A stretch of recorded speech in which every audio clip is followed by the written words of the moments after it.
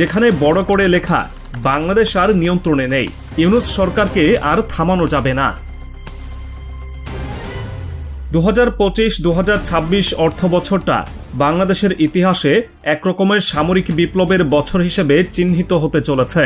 কোনো হঠাৎ আবেগ নয়, বরং বহুদিনের চাপা ক্ষোভ, আঞ্চলিক নিরাপত্তার অস্থিরতা আর ভারতের লাগাতার আধিপত্যবাদী অবস্থানের পাল্টা হিসাবে এবার উঠে এসেছে বাজেট বইয়ের পাতায়।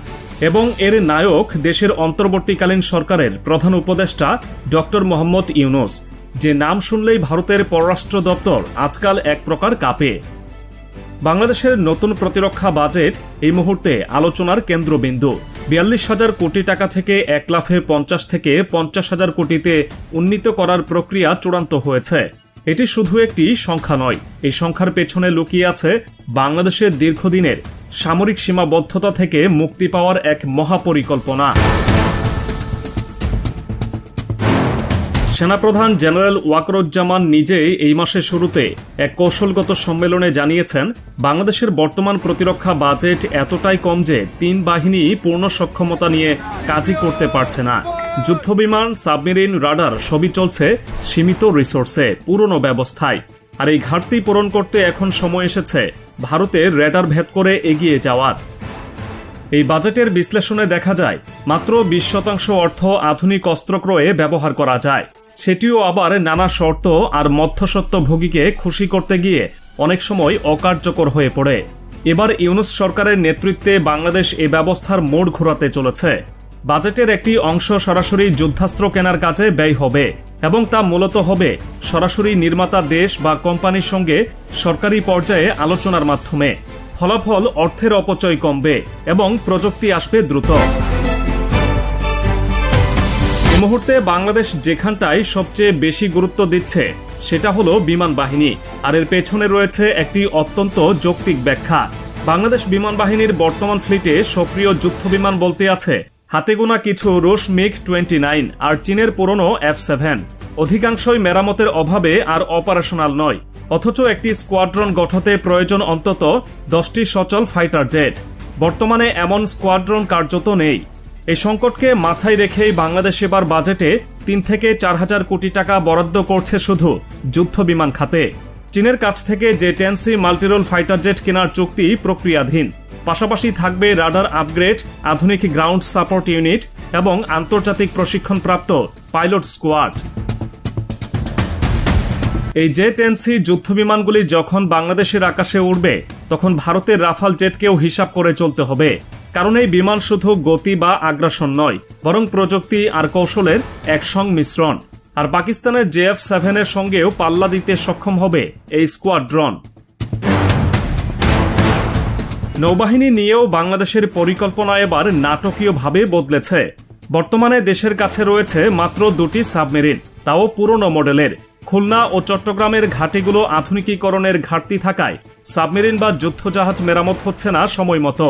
এবার সরকার 6টি নতুন সাবমেরিন কেনার পরিকল্পনা হাতে নিয়েছে, যার আনুমানিক খরচ $2 বিলিয়ন কাছাকাছি। এছাড়াও আসছে নতুন ফ্রিগেট, করভেট এবং মেরিটাইম পেট্রোল এয়ারক্রাফট। এখানে একটা গুরুত্বপূর্ণ টুইস্ট হচ্ছে বঙ্গোপসাগরের ভূমিকা। আন্তর্জাতিক পর্যবেক্ষকদের মতে এই উপসাগর কেবল একটি সামুদ্রিক রুট নয়, বরং ভারতের জন্য একদিক থেকে নিরাপত্তার ছিদ্রস্থল। সেই ছিদ্র পথে এবার বাংলাদেশের আধুনিক যুদ্ধজাহাজ ও সাবমেরিন মোতায়েনের পরিকল্পনা ভারতের কূটনীতিকে একেবারে অস্বস্তিতে ফেলেছে। প্রতিরক্ষা খাতে বাজেট বাড়ানোর এই সিদ্ধান্ত শুধু ইউনূস সরকারের কৌশলগত পরিকল্পনার ফল নয়, বরং এর পেছনে রয়েছে দীর্ঘমেয়াদী স্বপ্ন। তিনি বিশ্বাস করেন বাংলাদেশ শুধু অর্থনীতিতে নয়, সামরিক শক্তিতেও আঞ্চলিক নেতৃত্বে যাবে একদিন। ভারত যখন দক্ষিণ এশিয়ায় আধিপত্য দেখাতে চায়, তখন বাংলাদেশ মোদিকে বুড়ো আঙুল দেখিয়ে জানিয়ে দিচ্ছে এখন আর ফ্যাসিস্ট হাসিনার বাংলাদেশ নেই, এখন ইউনূস সরকারের বাংলাদেশ, যার জবাব শুধু কূটনীতিতে নয়, সরাসরি রণাঙ্গনে প্রস্তুত। আর এই আত্মবিশ্বাস থেকে এবার বাংলাদেশ বিমান বাহিনীর জন্য bridge surface two air missile কেনার প্রক্রিয়া শুরু করেছে, যার জন্য রাশিয়া ও সাইপ্রাসের সঙ্গে সরাসরি যোগাযোগ করা হয়েছে। এতে আকাশসীমার প্রতিরক্ষা আরও শক্তিশালী হবে। বিশেষ করে ভারতের অত্যাধুনিক রাফাইল ও Su-30 স্কোয়াড্রনের হুমকি ঠেকাতে এই উদ্যোগ নেওয়া হয়েছে। এদিকে সেনাবাহিনীর দিক থেকে এবার বড় সিদ্ধান্ত নেওয়া হয়েছে। স্বয়ংক্রিয় কামান, multi rocket launcher system, short range ballistic missile, সাজোয়া যান, হালকা ট্যাঙ্ক এবং ড্রোন কমান্ড ইউনিট স্থাপন করা হবে।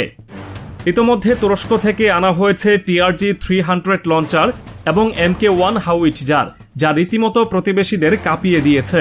এবার নতুন বাজেটে আরও 2টি আর্টিলারি রেজিমেন্ট এবং একটি রকেট ব্যাটালিয়ন গঠনের পরিকল্পনা নেওয়া হয়েছে। সাজোয়া যান বা ট্যাঙ্ক কেনার ক্ষেত্রে তুরস্কের আলতাই এবং ইন্দোনেশিয়ার হারি মাউন্ট ট্যাঙ্ক নিয়ে আলোচনা চলছে, যেগুলো বাংলাদেশের পাহাড়, নদী, বনসহ বৈচিত্র্যময় ভূপ্রকৃতিতে দুর্দান্ত পারফর্ম করবে।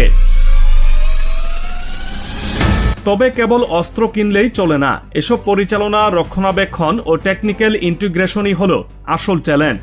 সেই লক্ষ্যেই প্রতিরক্ষা দপ্তর বাজেটের একটি বিশাল অংশ বরাদ্দ রেখেছে। পাইলট পাঠানো হবে চীন ও তুরস্কে, যারা যুদ্ধবিমান চালাতে শিখে ফিরবে নিজ দেশের জন্য। সাবমেরিন ইউনিটের সদস্যরা যাবে দক্ষিণ কোরিয়ায়। সেনাবাহিনীর রকেট ইউনিট প্রশিক্ষণ নেবে আজারবাইজান ও তুরস্কে। তবে এই প্রশিক্ষণ শুধুই ব্যবহার শেখার জন্য নয়, এগুলোর রক্ষণাবেক্ষণ ও ভবিষ্যতে রপ্তানি সক্ষমতা তৈরির অংশ হিসেবে দেখা হচ্ছে। এখানেই শেষ নয়, বাংলাদেশ এখন আর শুধুই অস্ত্র আমদানিকারক নয়, নিজস্ব উৎপাদনকারী দেশ হিসেবেও উঠে আসছে। টাঙ্গাইল ও নরসিংদীতে নতুন করে ড্রোন এবং ছোট অস্ত্র তৈরির কারখানা গড়ার জন্য জমি অধিগ্রহণ ইতিমধ্যেই সম্পন্ন হয়েছে। বিশ্বখ্যাত বাইরাক্তার এবং রকেটসান কোম্পানি যৌথভাবে বাংলাদেশে প্রযুক্তি হস্তান্তরের মাধ্যমে স্থানীয় উৎপাদনে আগ্রহ দেখিয়েছে। এই প্রকল্প শুধু বাংলাদেশকে আত্মনির্ভরশীল করবে না, বরং ভবিষ্যতে আফ্রিকা ও দক্ষিণ এশিয়ার দেশগুলোতে অস্ত্র রপ্তানিকারক দেশ হিসেবেও পরিচিত করবে। এই বাজেট তাই শুধুই আর্থিক বা প্রতিরক্ষা পরিকল্পনা নয়, এটি একটি কূটনৈতিক বার্তা, একটি রাজনৈতিক অবস্থান। দক্ষিণ এশিয়ায় যেখানে ভারত দীর্ঘদিন ধরে একচ্ছত্র সামরিক আধিপত্য দেখিয়ে এসেছে, এখন সেখানে বাংলাদেশ নিজস্ব স্বাধীন প্রতিরক্ষা নীতি নিয়ে দাঁড়িয়ে পড়েছে। ভারতের বিশাল সামরিক বাজেট থাকা সত্ত্বেও তাদের চারপাশে রয়েছে একাধিক শত্রু। আর বাংলাদেশ যে একসময় ভারতের অনুগত বলে বিবেচিত হতো, এখন ভারতের প্রতিরক্ষা বিশ্লেষকরাও স্বীকার করছেন এটা আর সেই আগের বাংলাদেশ নেই। তারা নিজেদের সাময়িকী এবং টেলিভিশন আলোচনায় স্পষ্ট লিখছে, বাংলাদেশ এখন স্ট্র্যাটেজিক ইন্ডিপেন্ডেন্ট রাষ্ট্র। ভারতের জন্য এটা শুধু একটি আশঙ্কা নয়, এক বড় কূটনৈতিক পরিবর্তনের ইঙ্গিত। এই আতঙ্ক থেকেই ভারত নিজেদের উত্তর পূর্ব সীমান্তে ড্রোন ব্যবস্থা জোরদার করেছে, যুদ্ধবিমান স্কোয়াড্রন স্থাপন করেছে এবং টহল বেড়েছে সীমান্তে। তবে একটি কথা স্পষ্ট, বাংলাদেশ এখনও আক্রমণাত্মক সামরিক ডক্ট্রিন নিচ্ছে না। এই বাজেট প্রতিরক্ষার জন্য, আগ্রাসনের জন্য নয়। এই বাজেট একটি দেশের অস্তিত্ব, স্বাধীনতা এবং মর্যাদা রক্ষার জন্য। এখন থেকে কেউ আর এই বাংলাদেশকে তুচ্ছ করে দেখার সাহস করবে না। এখন থেকে এই বাংলাদেশের আকাশ, স্থল ও জল সবই সুরক্ষিত। এখন থেকে বাংলাদেশ শুধু বলেই নয়, ক্ষমতায় পরিণত হয়েছে এক শক্তিশালী রাষ্ট্রে। এটাই বাংলাদেশের নতুন রূপ, অভ্যন্তরীণ শান্তি, বৈশ্বিক প্রস্তুতি এবং আত্মবিশ্বাসে গড়ে ওঠা এক প্রতিরক্ষা অগ্রযাত্রা।